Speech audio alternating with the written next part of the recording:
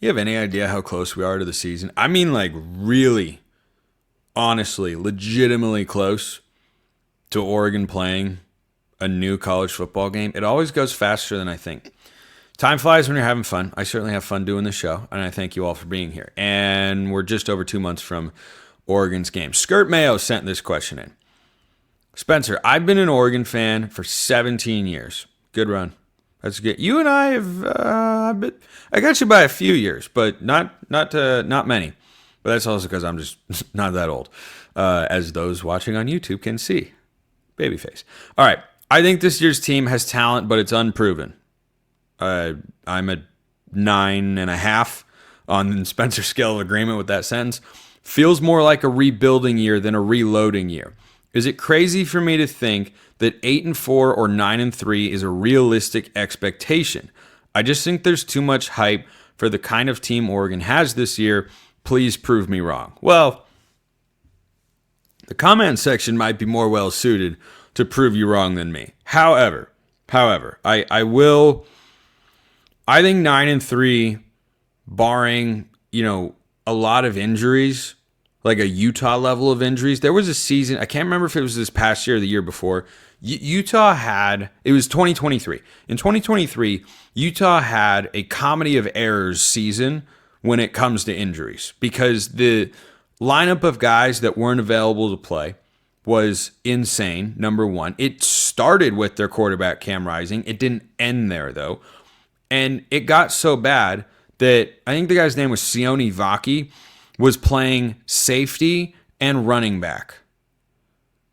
Not because he really, really wanted to. He really, really had to. He was their starting running back and their starting safety. Now, Charles Nelson played both ways for the Ducks back in, the 20, like on that 2015 team with Vernon Adams that would have gone to the playoff if he hadn't gotten hurt. I will die on that hill. They would have gone 11-1, made the Pac-12 championship game, beat whoever they play. They would have gone to the play. If he hadn't gotten hurt, they might have beaten Michigan State, been 12-0. That team was so good. It was so good, and he got hurt. The backup quarterback plan was not as strong. Anyway, Charles Nelson started playing safety partially out of necessity. I don't think Oregon will ever get to that point. I hope they wouldn't. But that's what it would take for me to feel okay about an 8-4, 9-3 campaign. I think 9-3 is the floor. And I don't know where 8-4 would come from. Lose to Penn State, lose to Iowa, lose to Washington, one of USC and Indiana at home. I guess. I don't know. I'm curious. Like, you can talk about records in theoretical terms really easily. Because frankly, my instinct is to pick Oregon to go 9-3 or maybe 8-4. But what you have to consider is their schedule is incredibly favorable.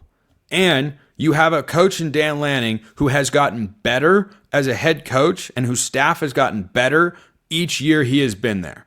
In 23, they were better than 22. In 24, they were better than 23. There are a lot of examples that prove that particular point. Now, is this year's team as good as last year? No. But when you couple a continuously improving coaching staff with a really talented roster that, yes, is indeed unproven and will what? Oh, that's right, get to kind of ease their way into things. Now, that's dependent upon what Oklahoma State winds up being this year.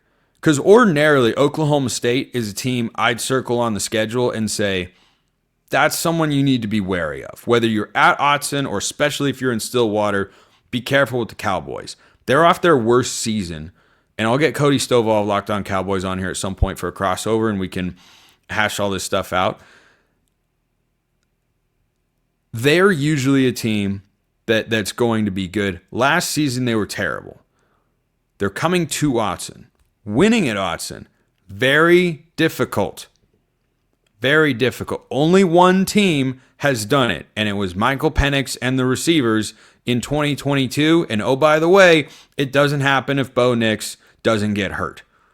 So that's what it took for Oregon to lose at Autzen Stadium under Dan Lanning. The national champions couldn't beat Dan Lanning last year. His team is not as good as last year. However, it's still really talented. And there is not a team as good as last year's Ohio State or anything close to it that's going to roll through Autzen Stadium this year. So when you look at the home games, Indiana and USC, maybe Wisconsin could sneak up on you. Maybe. I saw Billy Edwards Jr., the former Maryland quarterback, come to Autzen last year with a kind of average-ish team. It didn't go very well for him. And we'll see where the secondary's at. But the advantage for Oregon this year is in the schedule, because you start Montana State, Oklahoma State, at Northwestern, Oregon State. You're going to be favored in all of those games. You should win all of those games. Maybe one of them winds up being close, but no more than one of them should be close based on the talent on paper that is there. And you get to kind of work out the kinks of all the new players that I've talked about for the last several months here on the show, including, but not limited to, Dante Moore. So, What I encourage you to go do is, if you're saying, well, 8-4, 9-3 expectation, if you want to say the floor is 8-4, I don't think that's unreasonable. I'm not there.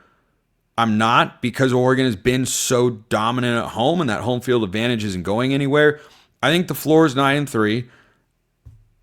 I think the ceiling is 11-1. Could I see 12-0?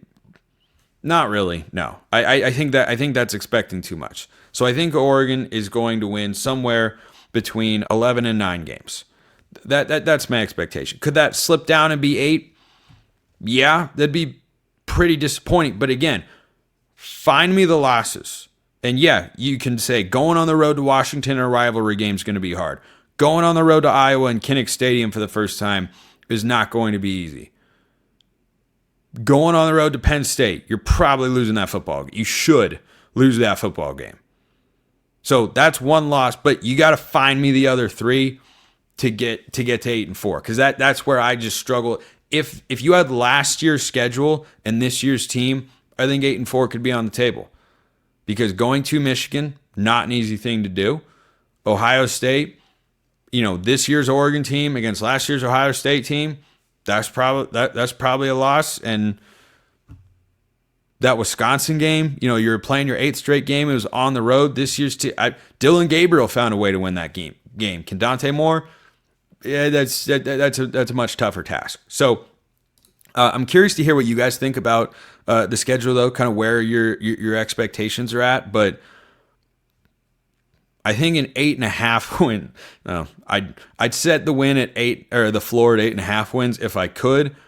But because of the schedule, I'd put it at 3. If you had a different schedule, I would put the floor, not my prediction, the floor at 8 wins. But I do think it's 9, because eventually they're going to start figuring things out. And they'll go to Penn State, they'll probably lose the game, and then they'll get a bye, come back home. Maybe Indiana trips them up, but I think Indiana's a pullback team. I don't think USC is ready to be great yet. Wisconsin, we'll see. And, they've got a couple other random games. Maybe Rutgers pulls the upset. Oregon's got to go to Piscataway. That's a long trip. Maybe something crazy like that happens. But I think something really unexpected, which does happen in college football, would have to take place for Oregon to go 8-4. Appreciate everyone listening. I will see you next time. And until then, hope you have a wonderful rest of your day, and go Ducks.